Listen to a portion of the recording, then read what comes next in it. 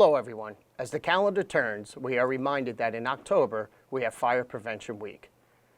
Our fire department partners with the schools in our community to help foster education around fire prevention and fire safety. As we have in the past, our students will participate in a poster contest that has great prizes. In 2020, however, things will be a little different this year. I want us to continue Fire Prevention Week to help make sure that our children are educated on fire safety and prevention. With that, I would like to turn the mic over to Bayonne Fire Chief Keith Weaver. Chief? Good afternoon, everyone. I would like to start by thanking Mayor Davis for his leadership during this pandemic and want to also thank the Bayonne Board of Education and Superintendent John Neese for the opportunity to speak today to the teachers, parents, and children in our community during this year's Fire Prevention Week. In order to keep everyone safe, this year's fire prevention school lessons, which are normally taught at each school site, are now being taught virtually to all of our students.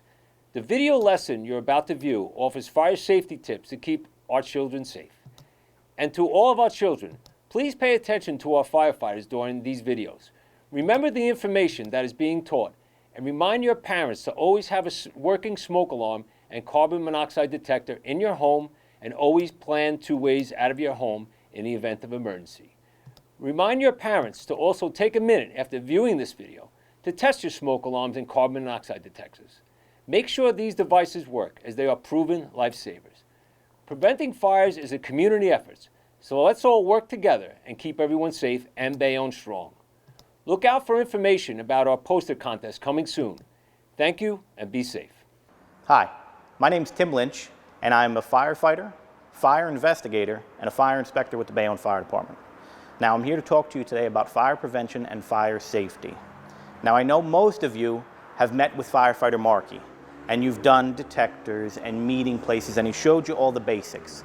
Now, being 3rd grade and higher, we're going to teach you to be a little more responsible. We want you to pay a little more attention. We want you to take what Marky taught you and apply it. So now, usually I would ask how many people have a brother and sister, and even if you're at home right now, you go ahead and raise your hand, it's fine.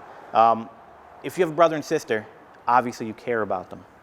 You have to be a little more in charge now. You have to pay a little more attention. Set of words I like to teach the kids that come up, especially the 3rd graders that we're talking to now, is situational awareness.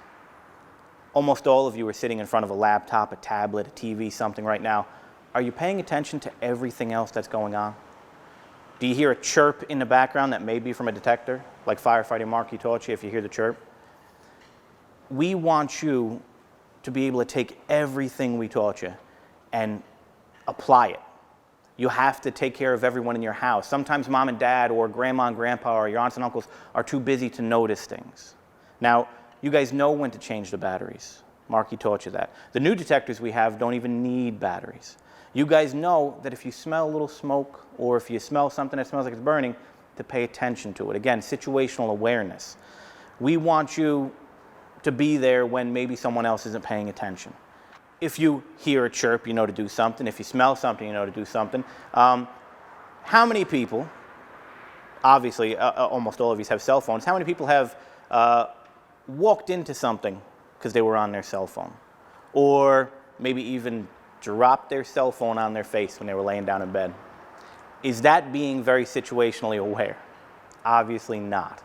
So for those of you who think, well, it can't be me, it can't happen in my home, there's almost 500,000 small to large fires in the United States every year in a household. It happens everywhere, even in Bayonne. Now, just 2 years ago, we had a hero here in Bayonne who was 14 years old, so the age of my 7th and 8th graders. She was home. It was probably about 11 o'clock at night, and her mom was going to go to work. She had a little brother home with her.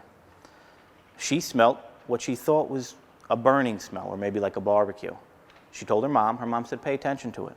If there's a problem, call the fire department. So, being situationally aware, she left her bathroom window cracked open. 20 minutes later, she smelled it real strong. She went into the bathroom, poked her head out. There was smoke coming up the back of her building. The whole back of the building was going on fire. She called 911 immediately and knocked on all 6 doors on the way down her apartment building. That 14-year-old girl, for being situationally aware in Bayonne, saved 6 families. That's what we're talking about. That's what we want you to do with this fire prevention and fire safety every year when we come. You don't have to know the ins and outs. You don't have to know fire science, but we want you to take the tidbits we teach you and to apply them, to keep them in the back of your head. The reason we do what we do, the reason we are involved in firefighting, we train, we practice all the time.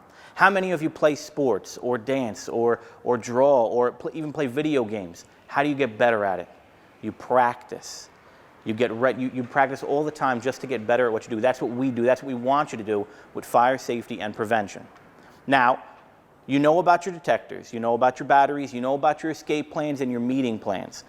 I like to teach the older kids something new. So last year we talked about carbon monoxide detectors. We want every household, every business, every area to have a CO detector now, because CO is an odorless gas that can make you very sick and possibly kill you. We want you to let your parents know if you don't have a CO detector, go ahead and get one.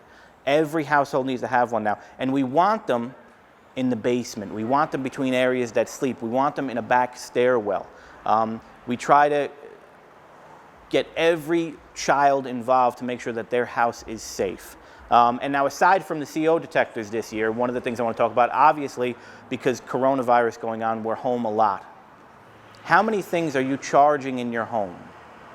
How many people charge their cell phone in their bed? Not good.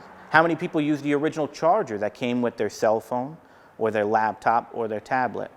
If you're not using the original charger, you have to pay a lot more attention to it. You can't leave it plugged in. And now with all these tablets and laptops, maybe we're charging them overnight. It's not a great idea to charge them overnight, but if you have to, make sure they're plugged directly into the wall.